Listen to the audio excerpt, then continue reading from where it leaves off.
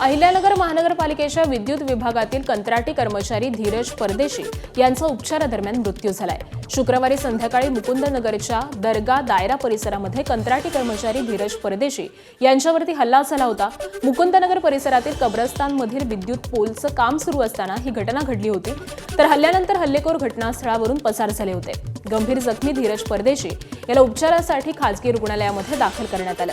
तर घटनेनंतर Bhingar camp police ठाण्यामध्ये गुन्हा दाखल करून पोलिसांनी काल रात्री फरार मुख्य 4 आरोपी युनुस शेख, मेहराज सय्यद, सिराज सय्यद आणि मुस्तकीम सय्यद यांना अटक देखील केली आहे। तर परदेशी यांच्यावरती हल्ला हा कोणत्या कारणानं झाला यामागचं नेमकं कारण अद्यापही अस्पष्ट आहे। मात्र मृत धीरज हा हिंदुत्ववादी होता, म्हणूनच त्याला एका विशिष्ट समाजाच्या व्यक्तींकडून मारण्यात आल्याचा आरोप धीरजच्या पत्नीने केलाय। दरम्यान आजपासून अहिल्यानगर शहरामध्ये हिंदुत्ववादी संघटनांकडून बेमुदत बंदची हाक देण्यात आली आहे। तर कोणीही अफवा पसरवू नये, अन्यथा कठोर कारवाई करण्यात येईल असा इशारा पोलीस अधीक्षकांनी दिलाय। जसं त्यांनी या व्यक्तींनी त्या आरोपींनी म्हटलं होतं आज इसको मार डालेंगे, त्या पद्धतीनेच माझ्या नवऱ्याच्या डोक्यावर मारलेलं आहे।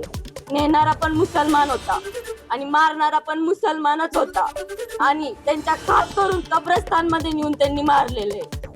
माझ्या नवऱ्याला जिथं मारलं, माझ्या नवऱ्याची अंत्यविधी मी तिथेच करणार आहे, नाही तर मी माझ्या नवऱ्याची अंत्यविधी करणार नाही। हीच माझी प्रशासनाकडे मागणी आहे।